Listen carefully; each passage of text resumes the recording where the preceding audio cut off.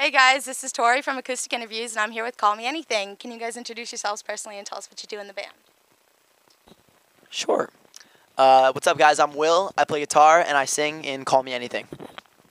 How's it going, guys? I'm Matt, and I play bass and I sing and Call Me Anything. Whatcha? Who do you guys have as musical inspirations? I'm kind of all over the board. Like, songwriting-wise, I draw from a bunch of different people, but, like, as my favorite music, I think, my favorite bands, here's my list. You ready? Blink-182, All-Star Weekend, Butch Walker, Ice Nine Kills, and probably some band off Drive-Thru Record. Oh, Jack's Mannequin. Those are my 5 favorite bands ever. And, I really like a lot of classic bands, too, like the Beatles and stuff, but, like, strictly speaking, that's for me. Oh, cool. They're a very, very awesome band. We've all liked them for a long time. I'm kind of the same thing. Got a wide variety. We both listen to a lot of top 40 stuff. Kind of keep up with the trends. I'm a rhythm guy. I do a lot of, like, when I write, everything kind of like stems off of the rhythm for me. So I like a lot of more hardcore stuff that's a lot more intricate with rhythm. Kind of feed off that a lot. And then obviously like classics, Blink-182, Taking Back Sunday, Brand New. Love all those bands.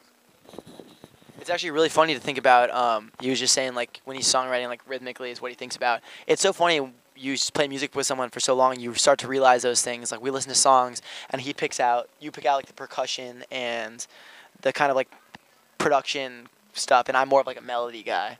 So it's cool. We kind of bring two different things to the table, I think. How do you guys feel about people who download music illegally?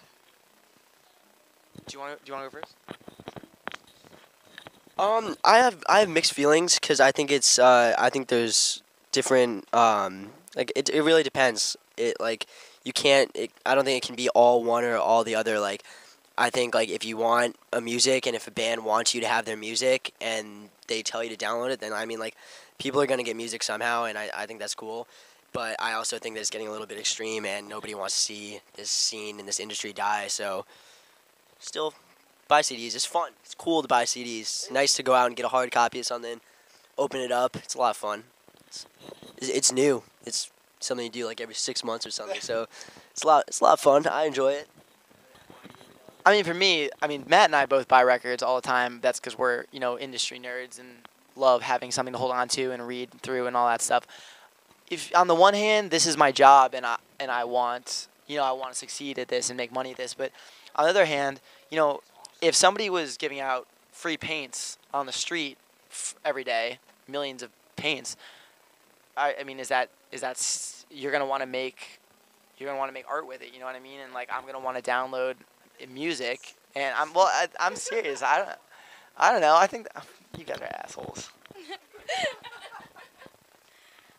If you have to download my music for free, I'd rather you have it at all than not have it. But if you can support us, that'd be awesome. Just forget the paints. So you guys both do cover songs. What's been your favorite song to cover? That's an awesome question. I actually didn't start doing that until I met Matt. It's a cool way to, just cool projects to do with music. I've only done a couple, but my favorite was definitely the last one I put out. It's We Are Never Getting Back Together by Taylor Swift. And really the story behind that was you're always going to have people that talk poorly about your band, no matter what band you're in. And I was kind of letting a couple comments I'd heard get to me saying, oh, they're not good musicians. They don't really know how to play their instruments or anything. And I was just really sad to prove them wrong, so I tried to have a section of that song on every instrument that I thought was, like, proficient, demonstrating that I could actually play my instrument. And I think I got the best reception on that, so I think I succeeded. I would say it's probably a tie between two of the most recent ones I've done. So the first one is I just quickly did, like, a little cover of Bad by The Cab one day. I like that one because it's the only one I've ever done, just like me and an acoustic guitar, and no, like, actual song behind it and no track. So I like doing that a lot. And then the most recent one that we actually all did together, One More Night, I really like that because I got to kind of just like produce it from scratch and just take my whole own angle on it and then put a video to it and like have my friends and all the people that I wanted in it. It was just a lot of fun to do and came out awesome. Will did a sick job editing the video. I'm really happy with the way I edited the track. Just came out really well. Super proud of that one. I think particularly that one. Sorry, not to keep rambling on, but I think that one was really cool. I was mentioning to Matt because, we all have our like different strengths and weaknesses. On that one, everyone in our sort of like Call Me Anything family came together and put something forward. Matt produced it and put it on his channel where he's got a lot of kind of clout. I edited the video and kind of played guitar, which I consider my most proficient instrument. Our friend Lizzie shot it, and just we got to have our friends in Crybaby be in it, and it's just cool because it's like our family. It's our Boston family, and we eat together, we sleep together, we live together, and it was cool to do something together. That's awesome. All right, guys, if you were to be arrested, what would it be for? If we were to, you mean, If you were to be arrested. which time? I'm just joking. I would say for me, probably public nudity, to be honest. I mean, clothes and me don't get along too well.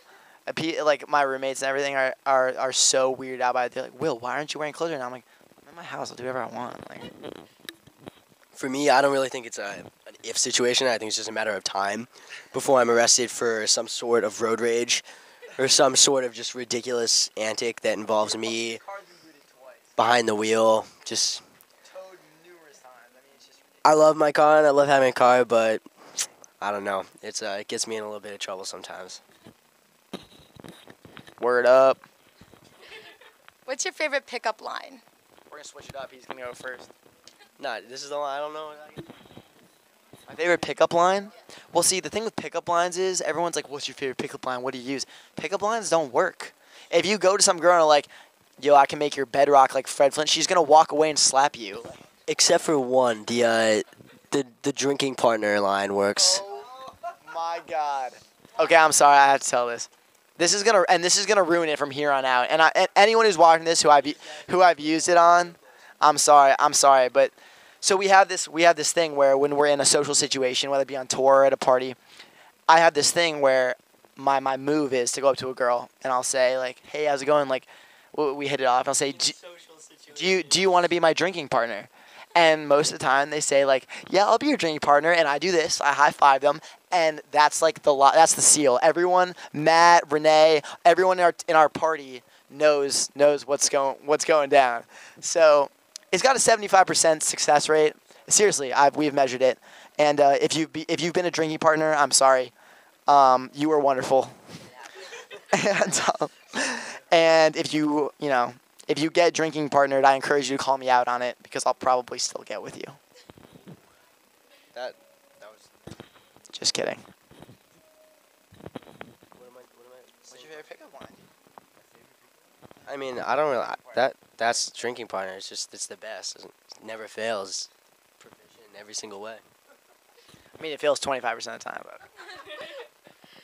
Do either of you have any interesting tattoos or piercings? I don't have any ink done. I'm a huge baby. I went to get my ears pierced, and my mom literally was like holding an ice pack on my head. So there's that. Other than that, I don't have any piercings that I know of. You haven't found it yet. I just haven't found it yet, apparently. But I do have an interesting pattern on my chest. Our manager decided one day before a show that it would be funny while I was sleeping to take a razor to my chest hair. I love it that I And Matt did an armpit, so it kind of grows in thicker on one side, and it's fine. The girls like it, so I'm okay with it. But it was very itchy for some time. I as well was I was pretty scared to get my ears pierced. I had actually on our. You were terrified. I was terrified. I was fucking terrified. On our summer tour, what was that, like a year and a half ago now? Our tour manager actually did it. No, first tour ever, dude. First tour ever? No, winter tours. Oh, first. It was winter tour. First tour ever. I got a little too excited to be on tour, and our tour manager just pierced my ears in the back of our truck. With like a kit you buy at Yeah. every store. It was fun, and there's still. Video of it. I had gauges for a little while, and then I realized that I looked like an idiot, and I took them out. And I have a few tattoos. I have some on my arm, one on my wrist. He looks cute. He didn't look like an idiot. I mean, you could like literally stick a pencil through there, or like a really thin Yeah. wiener. But like, I'm not. I love gauges. I'm not a gauge guy anymore. Not for me. you grow out of that stuff, you know. You just do.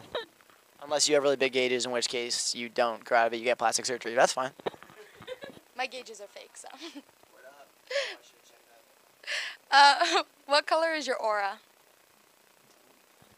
Please define aura. Like your energy. Amber is the color of your energy, right? No? 311. 311. Word up. No, my energy is like. There's no right answer to this question. Pass. I think Will's a very orangey yellow person. Orange is my favorite color, so that's cool that you feel that. I think Will gives off some warm colors. I don't know. I think of myself as a blue person, maybe. I like blue a lot. I wear a lot of blue. Maybe I'm blue. I don't see you as blue. No, not blue. You would be green before you're blue. Green. I hate green. Yeah, well, that's just what you give off, dude. Green. That's cool. Like the Green Lantern almost.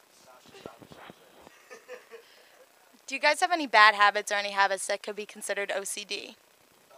No. Next question, please. What's your craziest or weirdest fan experience? Serious PR fiasco there, just so you know. What's your craziest or weirdest fan experience? All right. Here we go. I tell this story all the time, so I hope this person doesn't catch on and figure out that I'm telling about her in every interview, but this question comes up a lot. We were at a show. We were on tour. We were playing a couple tour days with a band called Paradise Fears.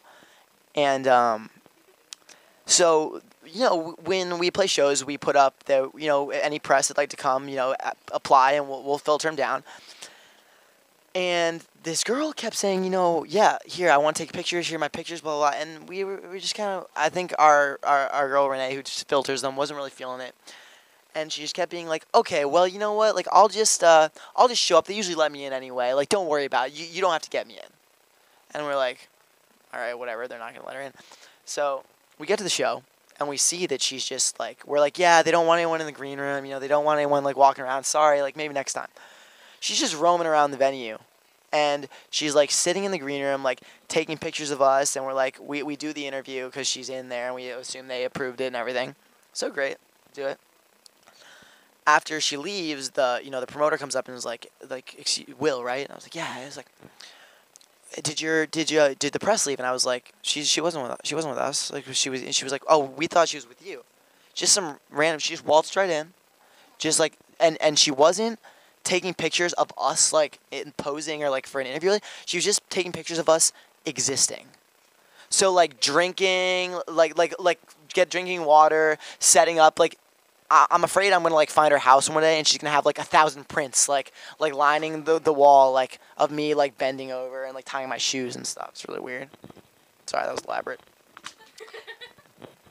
That happens. I say it wasn't exactly a crazy experience. I say maybe it was my favorite fan experience. Is one day I was just walking back from dinner on campus, actually, and I heard someone calling my name, and I just turned around, and this kid was chasing me down the street.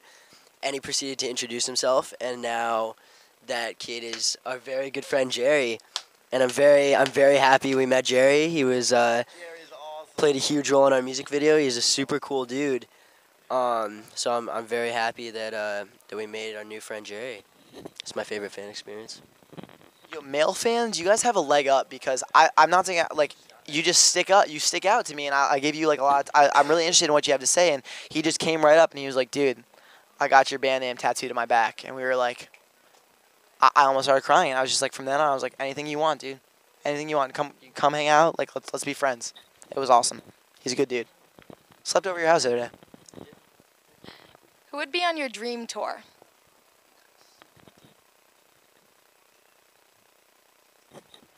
Dream tour, huh? Are we talking, I always ask this, like, realistic or, like dream? Okay, I guess that wasn't the question. That's implied. I think my dream tour would be to go out and hang out with. I would love to sit down with any drive-through records band and see what it was like in the heyday, or Andrew McMahon, and just see talk to him about what just all his experiences and hang out. But that I don't think those would be the most ideal for our band. I think if we went out with Breathe Carolina or Hot Shell Ray or All Star Weekends, those are all. I'd love to tour with those guys. Yeah, I'm gonna say the same. I think touring with Breathe Carolina would just be a blast. So I think I'd have a lot of fun on that tour. But I mean, dream tour, obviously, we'd all want to tour with a Blink-182 or All American Rejects, Boys Like Girls, something like that. I mean, that'd be a bit of a dream come true right there. I'd love to tour with All American Rejects or Boys Like Girls. I think those are really good ones. Boys Like Girls are from Boston and are awesome. And we played with a couple of those guys before, and Rejects are such rock stars too, and I really envy them for that. So I'd love to hang out. All right, guys, last question because unfortunately our camera is dying. What would be your last words, and then what are your plans for the future? I always say this. I just want to say thank you so much to anyone who supports us. Without being cliche, we love hanging out with you guys, and you allow us to do what we do. And I wouldn't be here without you. So plans for the future: tour more, make more records, talk to more people, play more music, and just live the good life. Awesome. Amen. Family, love, health, music. Yeah, same kind of stuff to anybody who supports us in any way, shape, or form. If you just watch a video on YouTube, buy a ticket, buy a shirt, anything, you're helping us out and you're letting us do what we love to do. So that, and just keep a lookout because we're always doing new stuff. Oh, are we doing this? Is this over now? All right, cool. Well, guys, thank you so much for watching. If you want to check us out online, it'd be awesome. I'm Will. I'm Matt. Or Call Me Anything, and we'll see you guys next time. Thanks so much for having us.